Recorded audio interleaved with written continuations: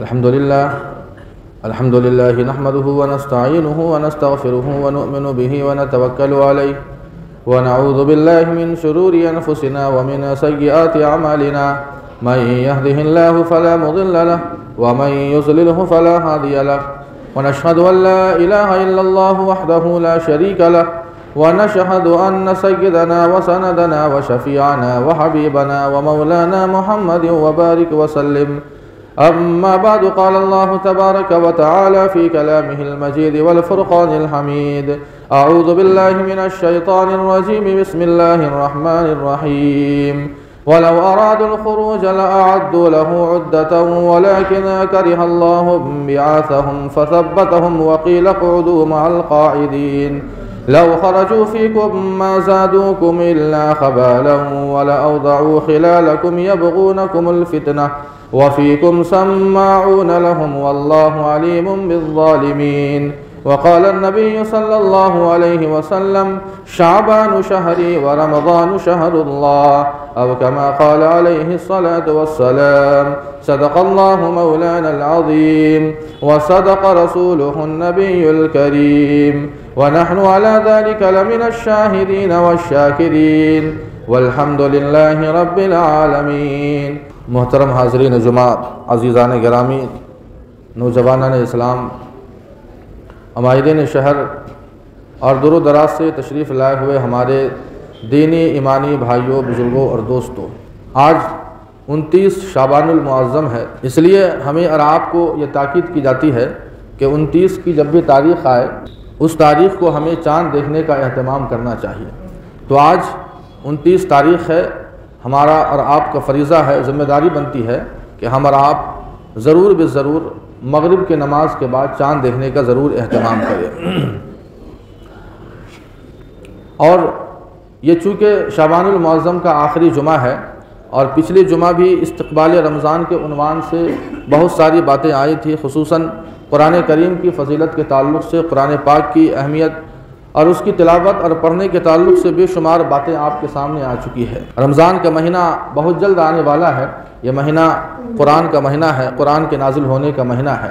اس لیے ہماری اور آپ کی ذمہ داری ہے کہ ہم اور آپ، ہر بندہ، یقیناً ہم مسلمان ہیں، ہمیں ضرور قرآن پڑھنا آتا ہے. اگر نہیں آتا ہے تو ہم اور آپ اس مہینے کے اندر، یہ ایک ہمارے لیے غنیمت کا موقع ہے، اللہ نے ہمیں ایک موقع دیا ہے، ہم اور آپ اسی مہینے کی برکت سے اگر نہیں آتا ہے تو ہم اور آپ قرآن ضرور سیکھیں، اور اگر پڑھنا آتا ہے تو ہم اور آپ قرآن پاک کی تلاوت کو اپنی زندگی کا، صرف رمضان ہی کا نہیں بلکہ زندگی کا ایک لازمی جز اور حصہ بنا لیں. خصوصاً رمضان کے اندر تو ہم اور آپ اس کا بہت زیادہ اہتمام کریں، جتنا ہو سکے ہم اور آپ جتنا ختم کر سکے. اگر نہیں 2 3 4 ختم نہیں کر سکتے ہیں تو کم از کم ایک ختم کرنا بڑا آسان ہے. 30 دن ہے، 30 پارے ہیں، روزانہ اگر ہم ایک پارہ بھی اگر ہم اس کی تلاوت کا اہتمام کریں گے تو بآسانی پورا قرآن مکمل ہو جائے گا. مسجد سے قرآن پاک لے لیجئے، پارے موجود ہے، اور دکان پر جائیے وہاں پڑھیے، اور بہتر ہے دکان میں بھی انشاءاللہ برکت ہوگی. پڑھیے، روزانہ آ کے رکھیے، پھر دوسرا پارہ لیجئے، ایک ترتیب بنائیے. رمضان کا مہینہ آ رہا ہے، ہمیں لگنا چاہیے کہ آخر رمضان کا مہینہ آیا ہے، یہ اللہ کا مہمان ہے. ہمارے اور آپ کے یہاں جب کوئی مہمان آتا ہے اور بہت خاص مہمان ہوتا ہے تو ہم کئی دن پہلے اس کے استقبال کے لیے بہت اہتمام کرتے ہیں تاکہ کسی طرح سے اس مہمان کو کوئی پریشانی نہ ہو. یہ جو رمضان کا مہینہ آ رہا ہے، یہ رمضان کا مہینہ گویا اللہ کا مہمان آ رہا ہے. اسی لیے اللہ کے نبی علیہ الصلوۃ والسلام فرماتے ہیں کہ شعبان شہری و رمضان شہر اللہ، کہ شعبان تو میرا مہینہ ہے لیکن رمضان یہ اللہ کا مہینہ ہے. اور اس کی فضیلت کے لیے بس اتنی ہی بات کافی ہے کہ اس کی طرف اللہ کی نسبت ہو. شعبان شہری و رمضان شہر اللہ، رمضان کو شہر اللہ کہا، یعنی اللہ کا مہینہ، اس مہینے کی طرف اللہ کی نسبت لگی ہے. تو اس لیے ہم اور آپ زیادہ سے زیادہ قرآن کریم کے تعلق سے جو باتیں آئی ہیں ہم اور آپ زیادہ سے زیادہ اس کا اہتمام کریں. حضرت امام اعظم ابو حنیفہ رحمۃ اللہ علیہ کے بارے میں آتا ہے کہ پورے رمضان 62 قرآن کریم ختم کیا کرتے تھے. 30 روزے ہیں، 30 روزانہ 2 ختم کیا کرتے تھے، 30 دونی 60، اور ایک ختم تراویح میں 61، اور ایک عید کے دن 62 مکمل قرآن کریم ختم کیا کرتے تھے. بہت سارے واقعات آپ کو مل جائیں گے اکابرین کے، بزرگان دین کے، کہ جو رمضان کے اندر مستقل کئی ختم کیا کرتے تھے. تو ہم اور آپ یقیناً مشغولیوں کا زمانہ ہے، اگر ہم زیادہ نہیں کر سکتے ہیں تو کم از کم ایک ختم تو ہم ضرور کر سکتے ہیں۔ تو یہ مہینہ رمضان کا مہینہ بہت جلد آنے والا ہے، ایسا لگے کہ رمضان کا مہینہ جو برکتوں کا مہینہ ہے، رحمتوں کا اور مغفرتوں کا مہینہ ہے، یقیناً رحمت لے کر آیا ہے۔ ہم اس مہینے کو بھی دیگر مہینوں کی طرح ہم گزار دیں تو پھر رمضان کے آنے کا کیا مطلب رہا؟ وہی غفلت، وہی سستی، وہی کاہلی، وہی نمازوں سے دوری، وہی نیکیوں سے دوری، وہی اعمال سے دوری، وہی جھگڑے، وہی فساد، وہی لڑائی، پھر کیا مطلب رہا رمضان کا؟ اگر ہمارے یہاں کوئی مہمان آتا ہے تو ہم اپنے گھر کے ماحول کو بڑا اچھا بنا لیتے ہیں، اپنے بال بچوں کو سمجھا دیتے ہیں کہ 2 دن 3 دن 4 دن جب تک مہمان رہے بالکل خاموشی کا ماحول بنائے رکھنا ہے، کسی طرح کا کوئی معاملہ نہیں ہونا چاہیے، آواز اونچی نہیں ہونی چاہیے، بدامنی نہیں پھیلنی چاہیے، گندگی کہیں دکھنی نہیں چاہیے، صفائی کا اہتمام کرتے ہیں تاکہ اس مہمان کو کسی طرح کی پریشانی نہ ہو۔ وہ مہمان آئے تو کچھ اثر لے کر جائے کہ ہم کہیں گئے تھے، یہ تو اللہ کا مہمان ہے، ہمیں اور آپ کو اس مہمان کا کتنا استقبال کرنا چاہیے، سوچنے کی بات ہے۔ لیکن ہمارا اور آپ کا جو مہمان آتا ہے تو ہم اچھے کھانوں سے اس کا استقبال کرتے ہیں، اچھے بسترے اس کے ذریعے استعمال کرتے ہیں، اس کا استقبال کرتے ہیں۔ لیکن یہ جو رمضان ہے، جو اللہ کا مہینہ، اللہ کا جو مہمان بن کر آیا ہے، اس کا استقبال اچھے کھانوں سے، اچھے پینے سے یا اچھے بستروں سے نہیں ہوتا ہے۔ اس مہمان کا استقبال اور اس کا حق اسی وقت ادا ہوگا جب ہم اور آپ اس مہینے کی قدردانی کریں، اس مہینے کی رحمتوں اور برکتوں سے فائدہ اٹھائیں۔ اس مہینے کے اندر ذکر و اذکار کا جتنا ہم اہتمام کریں گے، صدقات اور خیرات کا، تلاوت کا جتنا زیادہ ہم اہتمام کریں گے، اپنے آپ کو جتنا گناہوں سے بچائے رکھیں گے، یہی اس مہینے اور اس مہمان کا استقبال ہے۔ اس مہینے کی اہمیت کا اندازہ اس بات سے بھی لگا سکتے ہیں کہ اللہ کے نبی علیہ الصلوۃ والسلام خود جب شعبان کے آخری ایام ہوتے، جیسے آج آخری ایام ہی چل رہے ہیں، ہو سکتا ہے چاند بھی ہو جائے اور یہ بھی ہو سکتا ہے کہ نہ بھی ہو، لیکن اسے آخری ایام ہی کہا جائے گا۔ تو جب بھی آخری ایام آتے تو استقبال رمضان کے عنوان سے اللہ کے نبی علیہ الصلوۃ والسلام صحابہ کرام کو رمضان کی فضیلت بتاتے، رمضان کی اہمیت بتاتے کہ آخر ہمیں کرنا کیا ہے رمضان کے اندر، اس کا استقبال کیسے ہو، رمضان میں ہمیں کس طرح رہنا چاہیے۔ تو آئیے آج اللہ کے نبی علیہ الصلوۃ والسلام کی زبان سے جو الفاظ نکلے ہیں، جو اللہ کے نبی علیہ الصلوۃ والسلام کی مبارک زبان سے جو استقبالیہ جو خطبہ انہوں نے دیا تھا، آج انشاءاللہ ہم انہی الفاظ کو سنیں گے۔ اب بڑا لمبا خطبہ ہے، میں چاہتا ہوں کہ وہ عربی میں جو خطبہ ہے وہ آپ بھی سنیں تاکہ اس کی برکت بھی حاصل ہو، اور اس کے اندر جو اللہ کے نبی علیہ الصلوۃ والسلام نے جو باتیں بیان فرمائی ہیں وہ باتیں بھی ہمیں اور آپ کو سمجھ میں آئے کہ استقبال رمضان کے عنوان سے آپ نے کیا کہا تھا۔ حضرت سلمان فارسی رضی اللہ عنہ اس حدیث کے راوی ہے، میں پڑھتا ہوں۔ ان سلمان الفارسی رضی اللہ عنہ قال خطبنا رسول اللہ صلی اللہ علیہ وسلم فی آخر یوم من شعبان۔ حضرت سلمان فارسی رضی اللہ عنہ بڑے جلیل و قدر صحابی ہے، وہ راوی ہے، وہ فرماتے ہیں کہ جب شعبان کے آخری ایام آتے تو اللہ کے نبی علیہ الصلوۃ والسلام ہمارے سامنے ایک خطبہ دیتے، کچھ باتیں کہتے۔ کیا کہتے؟ فقال یا ایھا الناس قد اظلکم شہر عظیم شہر مبارک۔ اللہ کے نبی علیہ الصلوۃ والسلام ہمیں کہتے کہ اے لوگو، تمہارے پاس ایک عظیم الشان، عظمتوں والا، برکتوں والا مہینہ آنے والا ہے۔ اللہ کے نبی علیہ الصلوۃ والسلام فرماتے ہیں کہ عظمتوں والا اور برکتوں والا، دو لفظ ہے، ایک ہے برکت اور ایک ہے کثرت، دونوں میں فرق ہے۔ کثرت کے معنی ہے کہ چیز زیادہ ہو فائدہ کم ہو، اور برکت کہتے ہیں کہ چیز کم ہو اور فائدہ زیادہ ہو۔ اس کی مثال ہم اور آپ یوں سمجھیں کہ مثال کے طور پر ایک آدمی ہے، 4 روٹیاں اس کے پاس ہے، اور وہ آدمی تنے تنہا 4 روٹیاں کھا گیا لیکن پھر بھی اس کا پیٹ نہیں بھرا۔ اس کا الٹا، روٹی ایک ہے اور 2 آدمی مل کر کھاتے ہیں، یہ برکت ہے۔ تو اللہ کے نبی علیہ الصلوۃ والسلام فرماتے ہیں کہ یہ برکتوں والا مہینہ ہے، بے شمار برکتیں لے کر آ رہا ہے۔ شہر فیہ لیلۃ خیر من الف شہر، اسی مہینے کے اندر ایک رات ہے جسے شب قدر کہا جاتا ہے، جو 1000 مہینوں سے افضل ہے۔ بالتفصیل اس کے تعلق سے باتیں آپ کے سامنے آئیں گی۔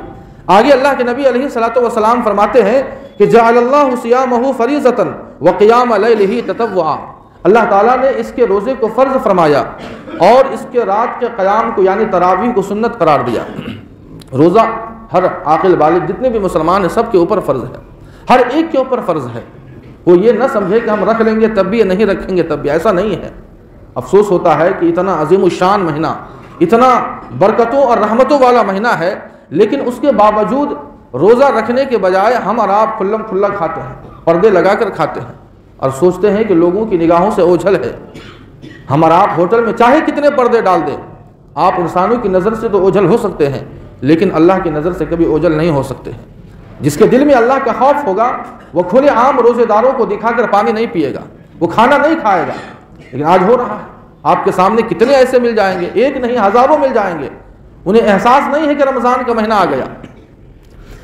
آگے فرماتے ہیں کہ اس کے قیام کو یعنی تراویح کو سنت قرار دیا۔ اب جب تراویح کی بات آئی تو تراویح کے تعلق سے 2-3 باتیں اور سن لیجیے۔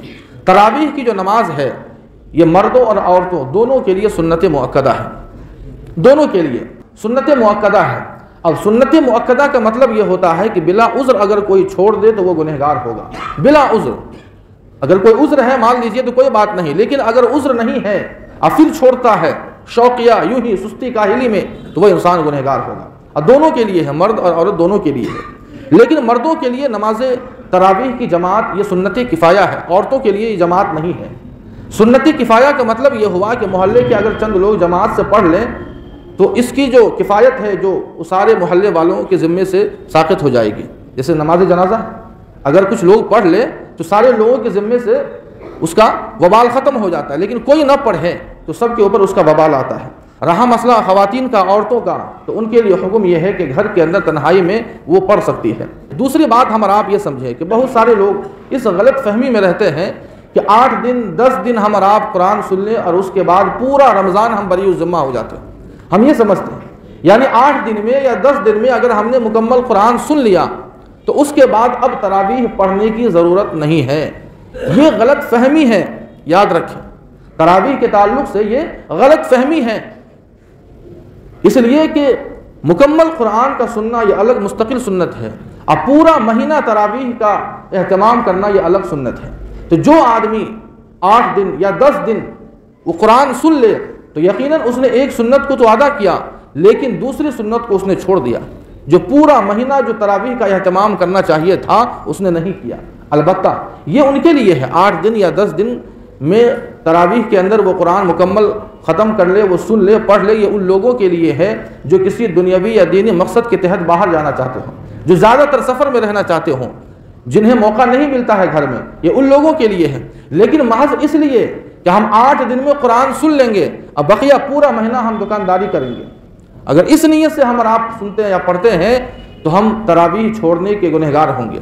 اس لیے ہم اور آپ اس بات کو خوب سمجھیں کہ قرآن مکمل سننا یہ الگ سنت ہے اور پورا مہینہ تراویح کا اہتمام کرنا یہ الگ سنت ہے۔ آگے اللہ کے نبی علیہ الصلوۃ والسلام فرماتے ہیں من تقرب فیہ بخصلۃ من الخیر کان کمن ادى فریضۃ فیما سواہ ومن ادى فریضۃ فیہ کان کمن ادى 70 فریضۃ فیما سواہ۔ اللہ کے نبی فرماتے ہیں کہ یہ مہینہ اتنی برکتوں کا حامل یہ مہینہ ہے کہ اگر کوئی بندہ اس مہینے میں ایک فرض ادا کرتا ہے تو اللہ تعالیٰ اسے 70 فرائض کے برابر ثواب دیتے ہیں، اور کوئی ایک نفلی عبادت کرتا ہے تو اللہ تعالیٰ اسے فرض کے برابر ثواب دیتے ہیں اس مہینے کی برکت سے۔ اسی لیے جب بھی رمضان کا مہینہ ہمیں ملے تو جہاں ہم فرائض کا اہتمام کرتے ہیں، فرائض کا تو کچھ حد تک اہتمام کر بھی لیتے ہیں، لیکن نوافل جو عبادات ہے بہت دور ہم ہو جاتے ہیں اس سے۔ اس لیے ہم اور آپ نوافل کا بھی اہتمام کریں، چاہے وہ نوافل عبادت کے تعلق سے ہو یا نفلی صدقہ اور خیرات کے تعلق سے ہو یا جو بھی عبادت ہو، ہم اور آپ اس کا بھی اہتمام کریں، اس لیے کہ ایک نفل کا ثواب فرض کے برابر ملتا ہے اور ایک فرض کا ثواب 70 فرائض کے برابر ملتا ہے۔ اسی کو اللہ کے نبی علیہ الصلوۃ والسلام نے فرمایا۔ آگے فرماتے ہیں وَهُوَ شَهْرُ الصَّبْرِ وَالصَّبْرُ ثَوَابُهُ الْجَنَّةُ، یہ صبر کا مہینہ ہے اور صبر کا بدلہ جنت ہے۔ آگے فرماتے ہیں کہ وَهُوَ شهر المواسات وشهر يزاد في رزق المؤمن، اللہ کے نبی علیہ الصلوۃ والسلام فرماتے ہیں کہ یہ مہینہ مواسات کا ہے، غمخواری کا مہینہ ہے۔ ہم بھوکا پیاسا رہتے ہیں، ہمیں احساس ہوتا ہے کہ بھوک اور پیاس کس کو کہتے ہیں، اسی لیے ہم جب بھی افطاری یا سحری کا انتظام کریں تو ہم اور آپ غریبوں کا بھی حصہ ضرور شامل کریں، ہم ضرور بے ضرور کسی غریب کو ضرور اپنی افطاری کے اندر اور سحری کے اندر ضرور شامل کریں۔ اور کیا ثواب ہے کسی غریب کو افطار کرانے کا، کیا ثواب ہے۔ اللہ کے نبی علیہ الصلوۃ والسلام آگے فرماتے ہیں کہ من فطر فیہ صائما کان لہ مغفرۃ لذنوبہ وعتق رقبتہ من النار، کہ جو انسان کسی بھی بندے کو، روزے دار کو اگر افطار کراتا ہے تو اسے دو چیزیں حاصل ہوں گی، دو نعمتیں. ایک تو اس کے گناہ اللہ تعالیٰ معاف فرما دیتے ہیں. افطار کرانے کا، کسی بھی بندے کو، روزے دار کو افطار کرانے کا یہ ثواب ہے. پہلی چیز یہ اللہ دیتے ہیں کہ اللہ اس کے گناہوں کو معاف فرما دیتے ہیں. اور دوسری چیز یہ ہے کہ اسے جہنم سے خلاصی کا پروانہ عطا فرما دیتے ہیں. یہ افطار کرانے کا یہ ثواب ہے. اب ہر انسان افطار نہیں کرا سکتا. جس کے پاس دولت ہے، پیسے ہیں، جس کے پاس بہت سارے اسباب ہے، وسائل ہے، وہ انسان کرا سکتا ہے. لیکن جس کے پاس نہیں ہے وہ کیا کرے گا؟ تو صحابہ کرام کے اندر بھی ایسے صحابہ تھے کہ جن کے پاس وسائل اور اسباب نہیں تھے. تو انہوں نے پوچھا وَكَانَ لَهُ مِثْلُ أَجْرِهِ مِنْ غَيْرِ أَنْ يُنْقَصَ مِنْ أَجْرِهِ شَيْءٌ. ایک بات اور بتائی کہ جو انسان کسی روزے دار کو افطار کرائے گا تو ایسا نہیں ہے کہ کسی کے ثواب میں کمی ہوگی، ایسا نہیں ہے. دونوں کو برابر ثواب ملے گا. یعنی روزے دار کو بھی وہی ثواب اتنا ہی، اور افطار کرانے والے کو بھی اتنا ہی ثواب ملے گا. کسی کے ثواب میں کوئی کمی نہیں ہوگی. اب ان صحابہ کرام نے پوچھا کہ اللہ کے نبی ہمارے پاس تو وسائل نہیں ہیں، وہ اسباب نہیں ہے کہ ہم مکمل کسی کو ہم افطار کرا سکے. قلنا یا رسول اللہ لیس کنا یجد ما یفطر الصائم فقال رسول اللہ صلی اللہ علیہ وسلم یؤتی اللہ هذا الثواب من فطر صائما على مسقة لبن او تمرة او شربة من ماء. انہوں نے کہا کہ اللہ کے نبی علیہ الصلوۃ والسلام ہم تو غریب ہیں، ہمارے پاس تو نہیں ہے، اتنے سارے فروٹ لانا، اتنا سارا کچھ سامان مہیا کرنا کہاں سے لائیں گے؟ تو اللہ کے نبی علیہ الصلوۃ والسلام نے کہا کہ اگر کوئی ایک کھجور بھی کسی کو کھلا دے یا ایک گھونٹ پانی پلا دے، چاہے پانی کا گھونٹ ہو یا دودھ کا گھونٹ ہو، یعنی کہنے کا مطلب ہے کہ بہت کم مقدار، اگر غریب بھی ہے، اگر ایک کھجور کے بقدر بھی ایک گھونٹ کے تھوڑا ہی اگر کسی روزے دار کو وہ کھلا یا پلا دیتا ہے تو اللہ تعالیٰ اسے بھی وہی ثواب عطا فرمائیں گے جو پورا پیٹ بھر کھلانے یا پلانے پر ثواب ملتا ہے. آگے اللہ کے نبی علیہ الصلوۃ والسلام فرماتے ہیں، بہت اہم بات فرماتے ہیں کہ یہ جو مہینہ ہے یہ 3 عشرے ہیں. پہلا عشرہ رحمت کا، دوسرا مغفرت کا، اور تیسرا جہنم سے خلاصی کا. یہ 10 دن جو پہلے کے ہوتے ہیں یہ رحمتوں کا ہے، یہ عام رحمت اللہ کی طرف سے کا نزول ہوتا ہے. اور جو انسان اللہ کی ان نعمتوں اور رحمتوں کا جتنا شکر ادا کرے گا اللہ تعالیٰ اسے اور مزید بڑھا دیتے ہیں. اور اس میں جب کچھ کمی بیشی رہ جاتی ہے تو دوسرا عشرہ مغفرت کا آتا ہے. جو 11 سے 20 تک روزے جو آتے ہیں وہ مغفرت کا ہے، اس میں جو کمی کوتاہی رہ جاتی ہے اللہ تعالیٰ اسے معاف فرما دیتے ہیں. اور تیسرا جو عشرہ ہے وہ جہنم سے خلاصی کا ہے. آگے اللہ کے نبی علیہ الصلوۃ والسلام نے بہت اہم بات بیان فرمائی، وَاسْتَكْثِرُوا فِيهِ مِنْ أَرْبَعِ خِصَالٍ خَصْلَتَانِ تُرْضَوْنَ بِهِمَا رَبَّكُمْ وَخَصْلَتَانِ لَا غِنَى بِكُمْ عَنْهُمَا فَأَمَّا الْخَصْلَتَانِ اللَّتَانِ تُرْضَوْنَ بِهِمَا رَبَّكُمْ فَشَهَادَةُ أَن لَّا إِلَٰهَ إِلَّا اللَّهُ وَتَسْتَغْفِرُونَهُ وَأَمَّا اللَّتَانِ لَا غِنَى بِكُمْ عَنْهُمَا فَتَسْأَلُونَ اللَّهَ الْجَنَّةَ وَتَعُوذُونَ بِهِ مِنَ النَّارِ. کچھ لوگ پوچھتے بھی ہیں کہ رمضان کے اندر کس چیز کا زیادہ سے زیادہ اہتمام کرنا چاہیے، اسی کو بتایا. اللہ کے نبی علیہ الصلوۃ والسلام فرماتے ہیں کہ اس مہینے میں 4 چیزوں کی کثرت کرنا چاہیے، یعنی اس کا زیادہ سے زیادہ اہتمام کرنا چاہیے، زیادہ سے زیادہ. اور وہ 4 چیزیں ایسی ہیں کہ بہت آسانی سے انسان اس کا ورد کر سکتا ہے. وہ 4 چیزیں کیا ہیں؟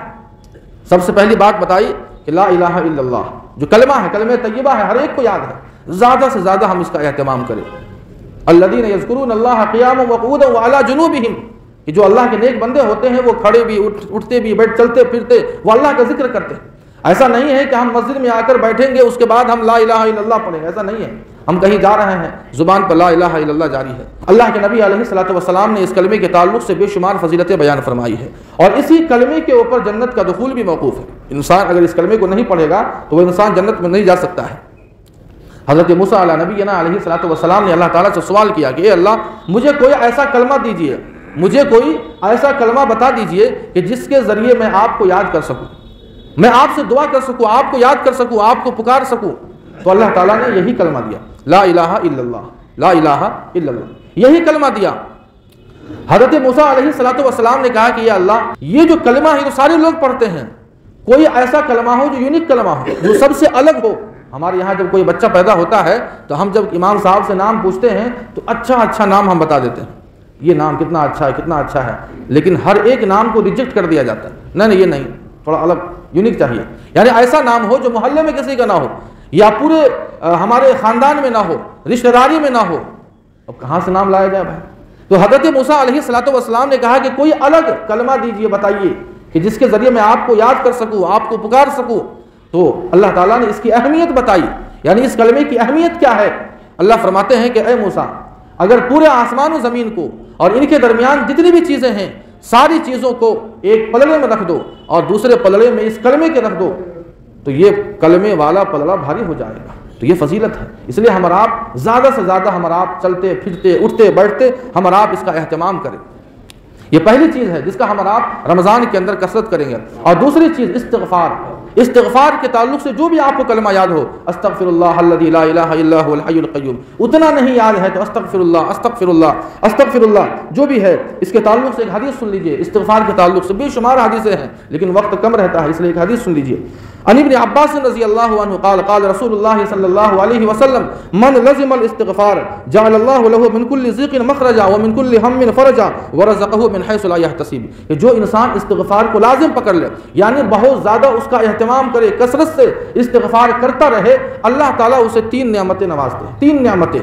سب سے پہلی نعمت تو یہ ہے کہ تمام پریشانیوں سے نکلنے کا راستہ بتا دیتے ہیں۔ من کل ضیق مخرجا، جب بھی کوئی پریشانی آئے گی استغفار کی برکت سے اللہ تعالیٰ آپ کو راستہ بتا دیں گے کہ اس پریشانی سے کیسے نکلنا ہے۔ اور دوسری نعمت بتائی ومن کل ہم فرجا، جب بھی آپ کے اوپر غم لاحق ہوگا تو اللہ تعالیٰ اس غم کے اندر آپ کو خوشی کا لمحہ اور پل میسر عطا فرمائیں گے، اللہ تعالیٰ غم سے نجات عطا فرمائیں گے۔ اور تیسری نعمت اللہ کے نبی علیہ الصلوۃ والسلام فرماتے ہیں استغفار کی کثرت کرنے پر جو ملتی ہے وہ یہ ہے کہ ورزقہ من حیث لا یحتسب، کہ اللہ تعالیٰ اسے اس ایسی جگہ سے رزق عطا فرماتے ہیں کہ اسے گمان بھی نہیں ہوتا ہے۔ بعض دفعہ ایسا ہوتا ہے کہ ہمارے یہاں سادہ کھانا بنا ہوا ہے، مثال کے طور پر ہم یہ ارادہ کیے ہوئے کہ آج تو وہی کھانا ہے، لیکن ہمارے گمان بھی نہیں ہوتا ہے کہ اچانک ہمیں اللہ تعالیٰ اس سے بہترین کھانا کھلا دیتے ہیں، ایسا بھی ہوتا ہے۔ تو نعمتیں ایسی جگہ سے اللہ ہمیں میسر کر دیتے ہیں کہ ہمیں اس کا گمان بھی نہیں ہوتا ہے۔ یہ دوسری چیز ہے جس کا ہمیں اور آپ کو رمضان کے اندر اہتمام کرنا چاہیے، استغفر اللہ لا الہ الا اللہ، اس کا ہم اور آپ کثرت کریں۔ اور ان دونوں کے ذریعے سے اللہ کے نبی فرماتے ہیں کہ تم اللہ کو راضی کر لو گے۔ اور 2 چیزیں ایسی ہیں جس کے بنا کوئی چارہ نہیں ہے، اور وہ یہ ہے کہ انسان جنت کو طلب کرے اور جہنم سے پناہ مانگے۔ اور یہ چاروں چیزوں کا ایک کلمے کا جو مجموعہ ہے وہ آپ یاد رکھیں، لا الہ الا اللہ، استغفر اللہ، اسألک الجنۃ واعوذ بک من النار، یہ چاروں چیزیں اس میں آ گئی۔ کلمہ طیبہ بھی ہے، استغفار بھی ہے، اور جنت کی طلب بھی ہے، اور جہنم سے پناہ بھی ہے۔ تو یہ اللہ کے نبی علیہ الصلوۃ والسلام نے یہ باتیں بیان فرمائی ہے۔ اس خطبے کے اندر 2-3 باتیں اضافی کے طور پر آپ سن لیں کہ رمضان کا مہینہ آ رہا ہے، ہم اور آپ اس کا اہتمام کریں کہ ہم اپنی مصروفیات کے اندر کمی کر دیں۔ یقیناً بہت ساری مصروفیات ہے، لیکن رمضان کا مہینہ وہ مہینہ ہے کہ جس میں ہمیں اور آپ کو عبادات میں کثرت کرنی ہے۔ ہمارے سر پر بہت مصروفیات ہے، دنیاوی بہت سارے کام ہے، لیکن یہ مہینہ پھر دوبارہ نہیں آئے گا۔ اس لیے پہلی بات ہم اور آپ اس کا اہتمام کریں کہ رمضان کے اندر جو بھی مصروفیات ہے، دنیاوی جتنے چکر ہے سب کو چھوڑ دیں، اور زیادہ سے زیادہ ہم اور آپ اس بات کا اہتمام کریں کہ ہم اللہ کی عبادت پر ہمارا وقت زیادہ سے زیادہ گزرے۔ دوسری بات جو سب سے اہم ہے، ہم اور آپ خریداری، جو رمضان کی خریداری ہے یا اسی طرح جو عید کی خریداری ہے، ہم پہلے اگر کر لیں تو بہتر ہے، اس لیے کہ اگر رمضان کے اندر کرتے ہیں تو دونوں پریشانیاں ہیں، ایک تو عبادات کے اندر خلل ہوگا، اور دوسرا یہ ہے کہ مہنگائی کا ہم شکار ہو جائیں گے۔ تیسری بات، ہمارے یہاں بہت سارے ملازم بھی ہوں گے، وہ حدیث کا جملہ چھوٹ گیا، وہ بہت سارے دکان میں ہمارے ملازم بھی ہوں گے، جو آقا اور جو مالک ہے۔ اللہ کے نبی علیہ الصلوۃ والسلام نے فرمایا کہ ہم اپنے ملازموں کے ساتھ تخفیف کا معاملہ کریں، تخفیف کا، سہولت کا معاملہ کرے۔ اگر ہم اور دنوں میں اور مہینوں میں 8 گھنٹہ کام لیتے ہیں تو بیچارہ وہ بھی روزے سے ہے، 8 کے بجائے 6 گھنٹہ ہم کر دیں۔ اگر پھر بھی بہت زیادہ اگر کام ہے تو ہم الگ سے ایک ملازم کو رکھ لیں، لیکن اس کے جو روزے دار ہے جو آپ کے یہاں کام کرتا ہے اس کا اہتمام، اس کی بھی فکر کرے اور تخفیف کا معاملہ کرے، زیادہ اس کے اوپر بوجھ نہ ڈالے۔ مصروفیات کے اندر ہم اور آپ کمی کر دے، عبادات میں کثرت ہو۔ اور قرآن پاک کے تعلق سے تو بات آ ہی گئی ہے کہ جن کو قرآن آتا ہے وہ ہم اور آپ ضرور بے ضرور کم از کم ایک ختم کرے، جن کو نہیں آتا ہے تو وہ قرآن سیکھنے اور سکھانے کا ضرور اہتمام کرے، اس کی فکر کرے۔ اور آخری بات یہ ہے کہ ہم احتساب کریں۔ احتساب کا مطلب یہ ہے کہ پچھلا رمضان جو گزرا ہے اس رمضان میں ہم نے ہمارا کیا رویہ تھا، روزے کے تعلق سے کیا رویہ تھا، تراویح کے تعلق سے کیا رویہ تھا۔ اگر ہم نے روزے کا اہتمام کیا اللہ کا شکر ہے، اس بار بھی ہم اہتمام کریں۔ تراویح میں کچھ کمی رہ گئی ہے، ارادہ کرے کہ انشاءاللہ اس بار ہم تراویح میں کوئی کمی آنے نہیں دیں گے۔ اگر ہمارے اوپر زکوٰۃ ہے، کچھ کمی رہ گئی تھی پچھلے رمضان میں تو اس بار کوئی کمی نہیں آئے گی۔ اگر ہم نے غریبوں کو، اگر ایک غریب یا 2 غریب کو ہم نے کپڑا پہنایا تھا تو ہم اور آپ اس بار کوشش کریں کہ ہم ایک اور بڑھا دیں۔ تو یہ محاسبہ ہے، یہ احتساب ہے۔ اللہ کے نبی علیہ الصلوۃ والسلام فرماتے ہیں کہ حاسبوا قبل ان تحاسبوا، کہ حساب تم سے لینے سے پہلے اپنے آپ کا محاسبہ کرو۔ پچھلے رمضان اور اس رمضان کا ہم موازنہ کریں اور نیکیوں میں ہم اور آپ اضافہ کرے، پچھلے رمضان میں جو نیکیاں ہم نے کی ہے اس نیکی کے اندر اور بھی اضافہ کرے۔ یہ رمضان بار بار نہیں آئے گا، انسان چاہ کر بھی، آپ سوچئے ذرا، غور کیجئے کہ آپ کے ہمارے کتنے رشتہ دار، کتنے دوست یار ایسے تھے جو رمضان میں تھے، پچھلے رمضان میں، اس بار نہیں ہے، آپ کو نہیں ملیں گے، آپ تلاش لیجئے آپ کو نہیں ملیں گے، وہ مٹیوں کے حوالے ہو چکے ہیں، قبر کے حوالے ہو چکے ہیں۔ لیکن اللہ نے ہمیں دیا ہے، یہ بہت بڑی اللہ کی نعمت ہے، اور اس کے باوجود اگر ہم اور آپ اس مہینے کی، اللہ کے اس مہمان کی ناقدری کرے تو ہم سے بڑا بدبخت اور کوئی انسان نہیں ہو سکتا ہے۔ اللہ کے نبی علیہ الصلوۃ والسلام نے ایسے لوگوں کے لیے بد دعا کی ہے،